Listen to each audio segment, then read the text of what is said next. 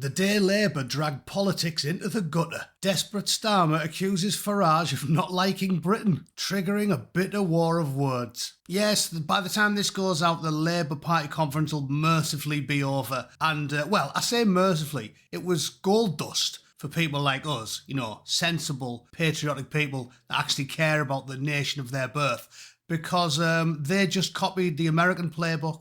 And how well did that go for them? Didn't turn out to be a winning strategy, did it? They copied the homework in its entirety of the Democrat Party in the United States, and it was a total shambles. The hypocrisy on display is truly staggering. I'll briefly read you the story and then show you a highlight reel from some of the stupidity, the inane drivel, word salads, and outright propaganda. They don't just lie. They didn't just lie at this Labour Party conference. They told the exact opposite of the truth every single time they got up on the podium. It was a truth black hole from the likes of Wet Wes and Lambtron. Although that reminds me, by popular demand, in fact, you'll have to let me know in the comments which one you prefer.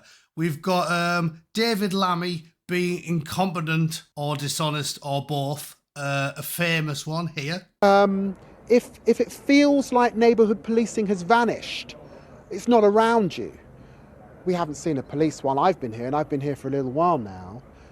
Which is comedy gold. Obviously, what a moron. Oh, we've just got a nice short, pithy one here. David Lammy. Furthermore, I am a bellend. Whichever one you prefer, we'll use that if I trip up and use the repellent, sweaty creature's full name. Anyway, there's loads of good stuff to talk about.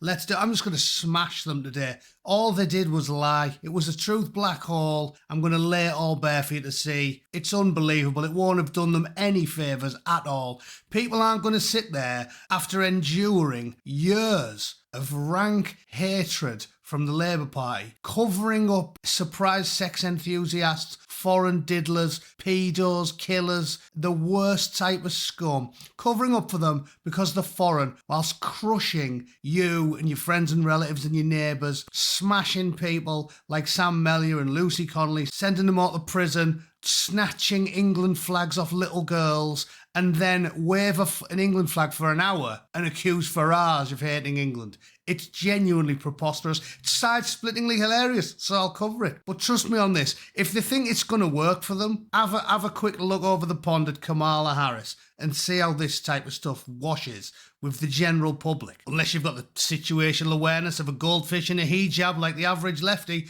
it ain't going to work well for you, is it?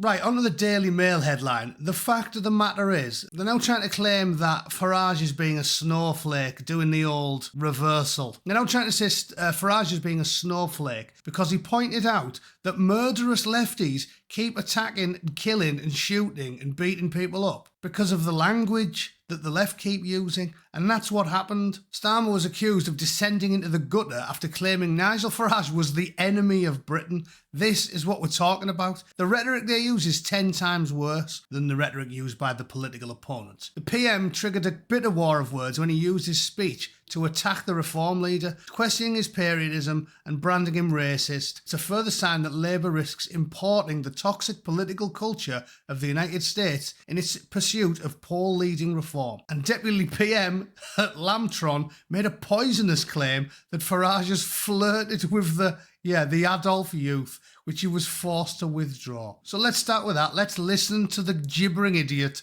just for a moment. Trust me, like my sexual prowess, it'll be over soon. I will leave it for the public to come to their own judgments about someone who once flirted with Hitler Youth when he was younger. That is for the public. Yeah. Again, this is the bloke who went on Mastermind. I mean, you've all seen the Mastermind clip. I don't need to dig that up. And scored 0 points because he's got the IQ of a flip-flop, right? He's a human chicken McNugget and he still needs Velcro loafers, okay? And he's the type of bloke who thinks Henry VII came after Henry VIII. That was his famous quip on, well, not a quip, serious answer on Mastermind. So the man knows less about history than your average magpie. But this is a new fantastic law for him because he claimed that Farage was flirting with the eternally quoted Austrian painter, eternally quoted by the left. He said he flirted with the youth, right? And Nigel Farage, if you don't know, was born 20 years or 19 years. I think he was born in 64. 19 years after the death of Adolf and the total disbanding of his youth scheme. Because funny old thing, after the Allies won World War II and the one bollocked painter killed himself, didn't really have much of a youth movement going on 20 years after he died. No, wasn't a thing, Lamptron. So, I mean, we can sum that statement up quite easily, can't we? David Lammy. Furthermore, I am a bellend. Yes, definitely is, and he lies for a living. Moving on, let's see what old Shabsy had to say about things. Do you think Nigel Farage is racist? I think that Nigel Farage is actually almost worse than that. I think he knows exactly what he's doing. I think he's being extremely cynical. He knows that with some of the policies he's put forward, which are on indefinite leave to remain, for example, immoral and in my view extreme, he is sending that dog whistle to every racist in the land, but he wants to retain some respectability for himself whilst he does it, and that's what we're challenging. Do you think he is racist himself? Look, it's for Nigel Farage to explain who and what he is. I'm saying I can see that behaviour. No, I can. Yeah, obviously she won't give you a straight answer because she's a lying rat. Also, look at the clip of it. It draws its eyebrows on with a frozen dog shit. And I can't believe all the money they spend on suits that are taking off these, bent donors that they promise favours to. I can't believe they're all sharing one wig. That's a Poundland wig that they're stapled in place. Anyway, Shabsy, that was appalling. So you're getting lamped again. Some of it was fun. Thoroughly deserved. Who's up next? Oh yeah, shall we do Wesley? Wet Wesley. Another detestable creature. If you earn less than 60 grand a year and came from abroad, Farage wants you gone. The doctors, the porters, the nurses, the people who care for us in our hour of need and kept this country going when everything else stopped, tearing families apart. Our friends, our neighbours. Last week, I received a letter from a consultant at Great Ormond Street Children's Hospital. He spent the last 3 decades here caring for children, but now tells me that Reform's health policy is making him consider leaving our country. He wrote, "Please use your office to ensure that those who've made their lives here in good faith can continue to care for patients without fear." Right, so again, that was the work of fiction, the greatest work of fiction since vows of fidelity were introduced in French marriages. Total work of fiction.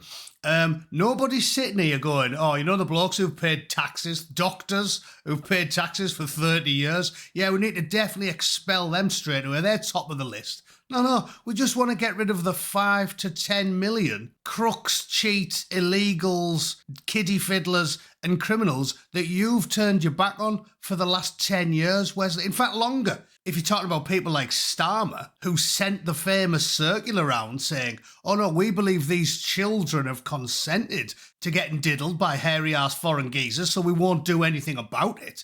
We're not too worried about the doctors at Great Ormond Street, Wesley, you absolute plank. No, I'm more bothered about the foreign men tonking teenagers above kebab shops, you greasy little weasel. They're just lying, and the public know they're lying. I guarantee there isn't a single doctor who's lived in the UK for 30 years, paid his taxes, who actually thinks that Farage is going to deport him. In fact, Farage is probably who he's voting for, because a doctor who's paid taxes for 30 years is probably sick and tired of seeing small boats turn into large boats, turn into gangs of swarthy men roaming the streets looking for little girls to drag into the local cemetery and give the good news over a gravestone. I guarantee that's a work of fiction. There was no letter. And as I've said, these tactics are going to work about as well for them as they did for Kamala Harris, because you can't spend years being openly resentful and hateful towards the natives and then spend 2 days telling them not to believe their own eyes and ears and expect them to be thick enough to vote for you, Wesley. I know that people like this really are as thick as dehydrated whale spunk and think that the general public is even stupider than they are, but it ain't gonna work. Trump won every swing state because his opponents used these tactics. It's insulting. It's insulting. Even if I was a Labour voter, I think if they're going to insult my intelligence this much, I'd probably just like hold my nose and vote for an independent or a Green or something, or go for the Lib Dems. I definitely wouldn't accept this. Don't piss in my face and tell me it's raining, you obnoxious little oxygen thief. And I've saved the best till last. Listen to this. This is the truth black hole I was talking about. Listen to this. From the king of the rats in suit himself. Spent 20 grand on speech coaching and sounds like some creepy homosexual android. Listen to this. Thank you, Compton. Free speech, free speech. Free speech is a British value and we have guarded it for centuries. Free speech is a British value and we have guarded it for centuries.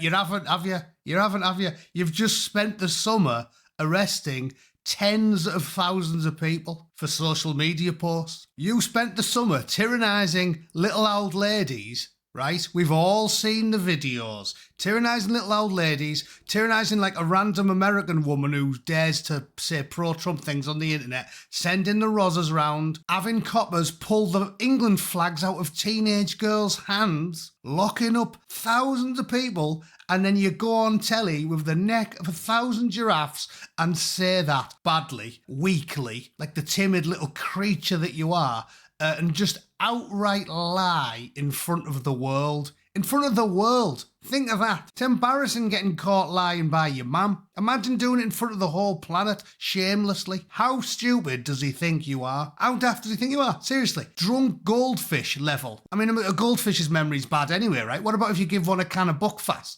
Because he thinks you're that stupid. And I asked Grok what he thought of the numbers for UK arrests for social media so far in 2025.